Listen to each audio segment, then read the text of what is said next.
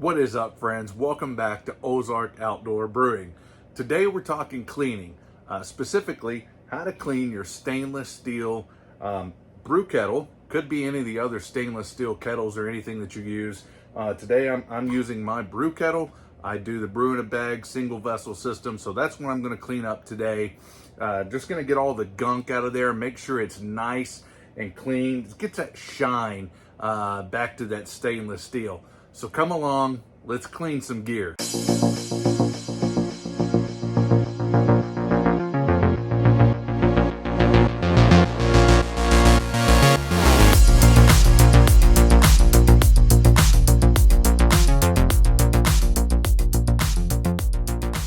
To kind of test this experiment, I didn't clean out the brew kettle completely.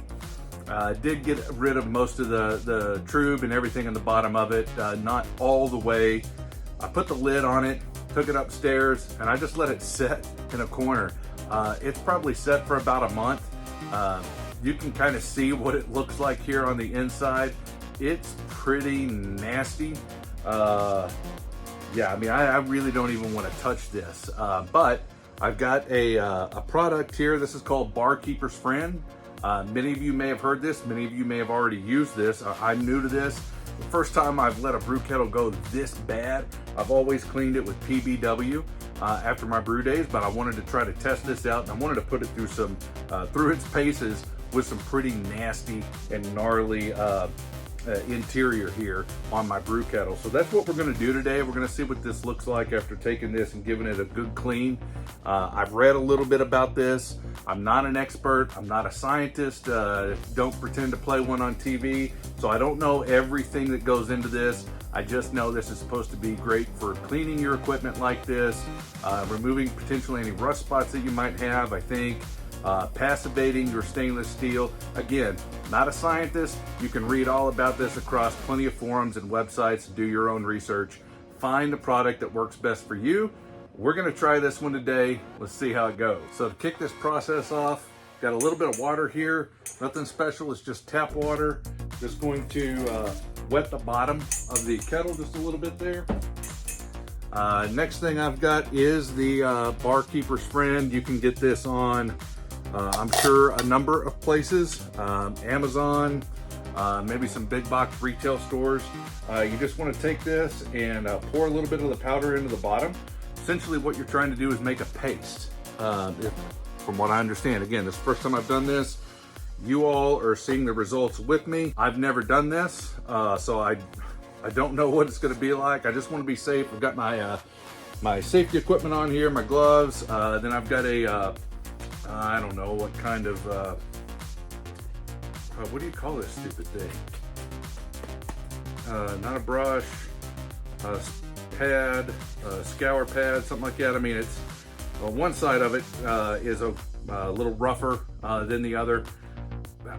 Almost sounded like I had a stroke there probably. Apologies. I've got a cleaning pad, whatever you want to call it. It's supposed to be safe for stainless steel. I want to put this into the bottom of it and then work in a, maybe I guess a circular motion.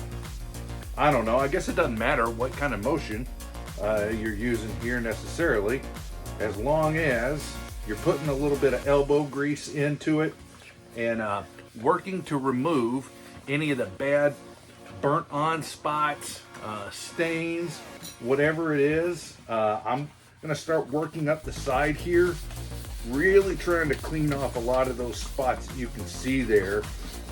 And then just continue working this over and over and over. After a little bit, you're going to want to rinse this out with water. See what you're left to work with. Continue putting a little bit of water in the bottom of it and then making a paste with the powder and continue scrubbing. Just repeat that process over and over until you're satisfied with the results. You get nice, shiny stainless steel. So we'll keep at it here and see how it goes.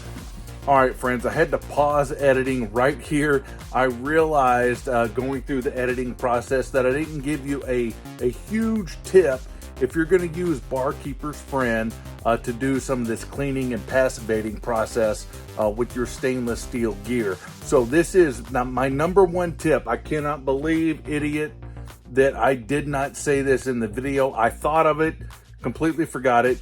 If you have etched markings on your stainless steel equipment, avoid that if you can at all costs with this Barkeeper's Friend. If you do it once, probably not a big deal, but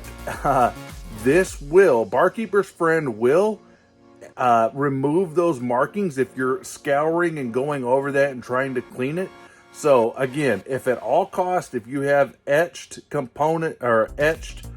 markings within any of your components, please do not use Barkeeper's Friend on those. It will remove those over time if you do it enough times. I've done it once. Here's what it looks like still. I think that's still okay, but again, wanted to give that a tip to you, just to avoid that at all costs if you can with Barkeeper's Friend. Friends, also don't be afraid to turn this thing over, right? Man, this thing's shaky. Clean the bottom of your kettle, clean the outside of your kettle, right? If you're anything like mine, you probably got some burn marks or something on the bottom of it. Probably doesn't look all that great on the outside. You may not be able to get all those burn marks off, but you can bring the shine back to the outside of it as well if you're interested in the aesthetics, which I want mine to be shiny. Let's get this thing going. Elbow grease!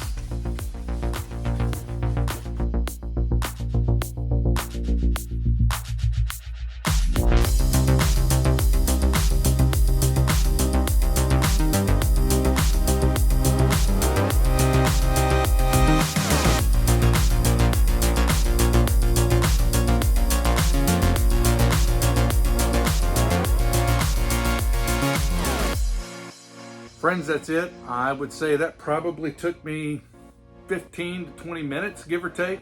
By the time I, rinsed clean water in there, cleaned it all out, went back and did it again, did the outside, the bottom and all that.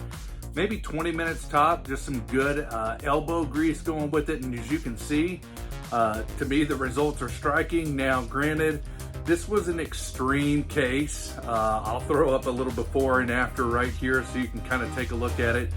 I did let this set. I was purposeful in how I set this up to make it about as dank and nasty as I could before I went to clean it. But the point is, if you have some piece of equipment that you think is too far gone, definitely give this Barkeeper's Friend a try.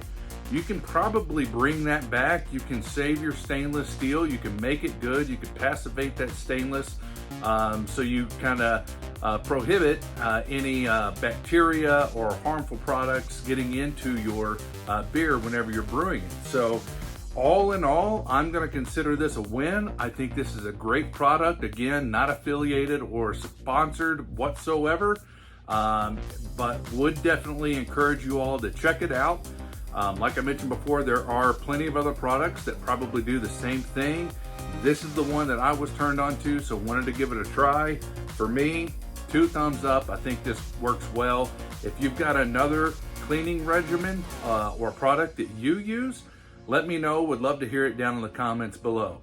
If you're not already, please consider subscribing. That always helps us out. And smash that bell so you get a notification every time we post a video here on Ozark Outdoor Brewing. And remember, drink responsibly.